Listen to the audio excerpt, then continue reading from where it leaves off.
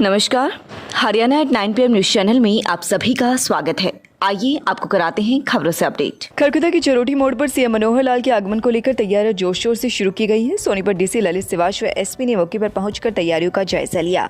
आपको बता दें कि चरोटी सहित इस गांव में ओलावृष्टि के कारण फसलें खराब हुई थी और एकत्रित होकर किसान चेयरमैन राजवीर झरोटी के नेतृत्व में चंडीगढ़ जाकर मुख्यमंत्री से मिले थे और आह्वान किया था कि गांव में पहुंचकर उनकी फसलों का जायजा लें व उचित मुआवजा उन्हें उपलब्ध कराएं। जिसके बाद सीएम ने किसानों के आग्रह को स्वीकार करते हुए झरोटी आने का कार्यक्रम रखा, जिसके चलते तैयारियां जोर शोर से शुरू हो गई थी। दूसरी तरफ पुलिस प्रशासन पूरी तरह से अलर्ट है कि कोई हुड़दंगबाजी ना करे और सीएम का विरोध ना करे। हालांकि पंचायतों ने भी ऐलान किया है कि सीएम का विरोध किसी भी सूरत में बर्दाश्त नहीं किया जाएगा। जब से झरोटी गांव में सीएम मनोहर लाल का कार्यक्रम निर्धारित हुआ है, तब से विभिन्न अधिकारी, पुलिसकर्मी व नेता निरंतर टीम बनाकर मना कर रहे हैं। मटिंडो मार्ग स्थित विश्वकर्मा भवन में विश्वकर्मा जयंती मनाकर प्रसाद वितरित किया गया। इस अवसर पर सत्संग रागनी का भी आयोजन किया गया। इस मौके पर करतार देवेंद्र, नरेंद्र, प्रमोद, शिव कुमार भी उपस्थित रहे। इस मौके पर खरखुदा हल्का विधायक जयवीर वाल्मीकि भी पहुंचे। उन्होंने कहा कि भगवान विश्वकर्मा देव शिल्पी, सर्जन एवं निर्माण के आराध्य देव हैं, जिन्होंने मानव कल्याण के लिए अनेक कलाओं का ज्ञान देकर मानव कल्याण का रास्ता दिखाने का काम किया। इसलिए उनकी जयंती पर हाथ से काम करने वाले लोग उनकी पूजा अर्चना करते हैं। विश्व की रचना करने में विश्वकर्मा का महान योगदान है। इस मौके पर रामकुमार, पुरुषोत्तम, जगवीर, महावीर, राजेंद्र, रविंद्र, मास्टर जय भगवान, मास्टर अनिल, अशोक, मोहित व भाजपा मंडल अध्यक्ष सुनील पांचाल मौजूद रहे। इस अवसर पर भंडारे का भी आयोजन किया गया, जिसमें श्रद्धालुओं ने प्रसाद ग्रहण किया। मैं रणबीर जांगड़ा, गांव रामपुर कुंडल, ब्लॉक प्रधान, अखिल भारतीय जांगड़ ब्राह्मण। आज यहाँ में हमने विश्वकर्मा खरखुदे में मनाया है और भंडारा चल रहा है। विश्वकर्मा समाज को हम ऊंचा उठाने के लिए हमने ये प्रोग्राम रचे हैं, करे हैं और हम आगे भी बढ़ाने का इसका प्रयत्न। 134A के तहत आवेदन जारी। इस बार परिवार पहचान पत्र आवश्यक। नियम 134A के तहत शुक्रवार देर शाम ऑनलाइन आवेदन के लिए पोर्टल खोला हुआ है। विद्यार्थी दाखिले के लिए आवेदन कर सकते हैं। ऑनलाइन आवेदन प्रक्रिया 14 नवंबर तक जारी रहेगी। नियम 134A के तहत शुरू की गई आवेदन प्रक्रिया के तहत बीईओ कार्यालय पर स्कूलों की रिक्त सीटों की सूची चस्पा कर दी गई है। चस्पा की गई कक्षावार सूची में विद्यार्थी रिक्त सीटों का पता कर सकते हैं। आवेदन प्रक्रिया के बाद 21 नवंबर को होने वाली मूल्यांकन परीक्षा के लिए पात्र विद्यार्थियों की लिस्ट खंड शिक्षा अधिकारी कार्यालय पर 18 नवंबर को लगा दी जाएगी। वहीं विभाग ने अभिभावकों द्वारा दिए जाने वाले दस्तावेजों के लिए भी पत्र जारी किया है। प्रदेश के निजी स्कूलों में जरूरतमंद परिवारों के बच्चों के लिए निःशुल्क शिक्षा के लिए आवेदन प्रक्रिया शुरू कर दी गई है। हर वर्ष सरकार द्वारा आवेदन प्रक्रिया की जाती है। इस बार कुछ और दस्तावेज भी ज़रूरी देने होंगे, जिनमें परिवार पहचान पत्र, पिछले स्कूल में यूडाइस कोड और इस समय बच्चा जिस स्कूल में पढ़ रहा है उसका भी यूडाइस कोड ज़रूरी देना होगा।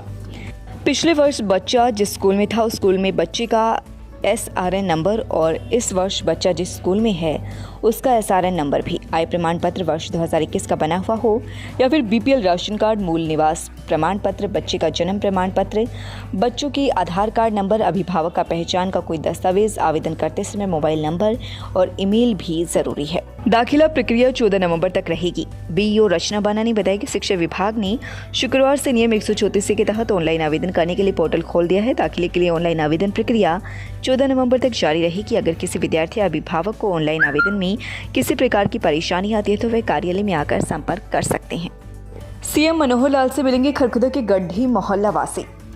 खरखुदा का गढ़ी मोहल्ला करीब 200-300 वर्ष पुराना है, लेकिन नगरपालिका ने जो वर्ष 2017 में रिकॉर्ड बनाया है उसमें गढ़ी मोहल्ला को अवैध करार कर दिया, जबकि उसके पास 100 से अधिक वर्ष पुराने दस्तावेज भी हैं। यही नहीं, पहले उस मोहल्ले को हमेशा लालडोरी में माना गया, लेकिन अब उसे लालडोरा से बाहर दर्शाकर उसकी रजिस्ट्री, बिजली, पानी कनेक्शन, डेवलपमेंट के सभी कार्य रोके हुए हैं। इसी बात को लेकर गढ़ी मोहल्ला वासी शनिवार को सीएम मनोहर लाल से मिलकर अपनी मांग रखेंगे। उनका कहना है कि खरखुदा में कोई भी व्यक्ति या कोई भी परिवार ऐसा नहीं है जो गढ़ी मोहल्ला खरखुदा में रहने वाले परिवारों से पहले का बसा हुआ हो। उनकी बसें सबसे पुरानी हैं जो अंग्रेजों के समय से है, लेकिन कागजी हेरफेर में उन्हें परेशान कर दिया है।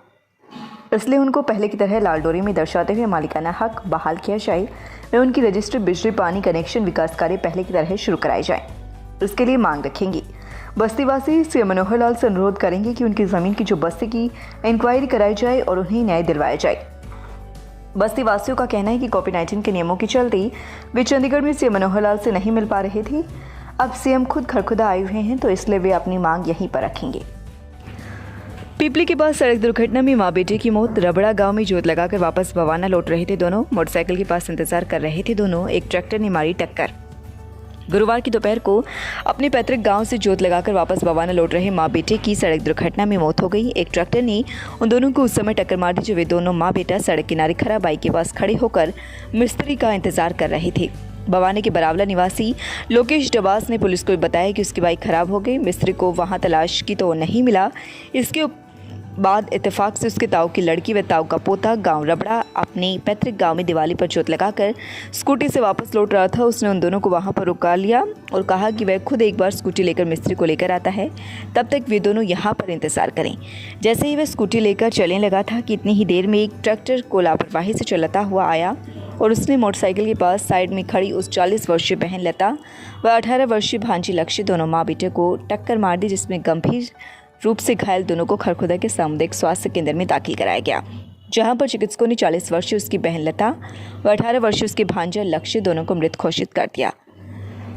रबड़ा गांव से बवाना आकर बस गया था परिवार। जानकारी के मुताबिक लता का परिवार गोहाना के रबड़ा गांव से आकर बवाना में बस गया था। उनके पति बवाना में कपड़े का काम करते। संतान के रूप में एक लड़का व एक लड़की उनके पास थी। उनका लड़का लक्ष्य दिल्ली के कॉलेज में पढ़ाई करता था। लक्ष्य की एक बड़ी बहन है जो पढ़ाई करती है। लक्ष्य इकलौता लड़का था। परिवार में लक्ष्य की बहन व उसके पिता हैं। इस हादसे से पूरा परिवार शोक में डूब गया है। एसएचओ करमजीत सिंह ने बताया कि दोनों माँ बेटा जोत लगाकर परिवार वापस बवाना जा रहा था। इसी दौरान पिपली गांव के पास सड़क दुर्घटना में मां बेटे की मौत हो गई। ट्रैक्टर को पुलिस ने अपने कब्जे में ले लिया है, जबकि ट्रैक्टर चालक मौका पाकर फरार हो गया। पुलिस मामले की जांच कर रही है। लोटस लाइब्रेरी में किस प्रकार की सुविधाएं हम पर बच्चों को उपलब्ध करवाते हैं। विशेष तौर पे हमने इस तरीके से लाइब्रेरी का डिजाइन किया गया कि हर बच्चे को एक अलग स्पेस मिले। हर बच्चे के लिए अलग से सीट दी गई है, लाइट की व्यवस्था है, अलग से वाईफाई चैम्बर दिया गया है। ये हमारी ग्राम पंचायत बनी। इसमें हम गांव का स्कूल को 12 तैयार करवा के लाए। फिर स्कूल की बिल्डिंग बदलवाने में सहयोग किया। फिर ऐसे ही जैसे स्कूल में कंप्यूटर चोरी हो गए सरकार के दिए हुए, ये सरकार के दिए हुए कंप्यूटर करीब करीब हरियाणा में कम से कम 2-3 हज़ार स्कूलों में कंप्यूटर चोरी हुए हैं। मैंने जैसे पता चला अब हमने अपने गांव के पंचायत के फंड से बच्चों के भविष्य को देखते हुए 36 बिरादरी के बच्चों का नुकसान हो रहा है। कंप्यूटर जो है पंचायत फंड से रखवाए स्कूल में।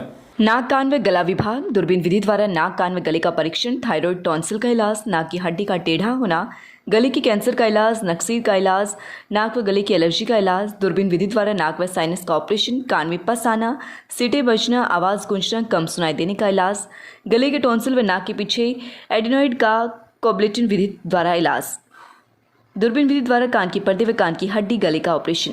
कंसल्ट डॉक्टर सौरभ मक्कार, ट्यूलिप हॉस्पिटल सोनीपत। लगातार खबरों से अपडेट रहने के लिए चैनल को सब्सक्राइब जरूर करें। समाचार व विज्ञापन के लिए नीचे दिए गए नंबरों पर संपर्क करें। धन्यवाद।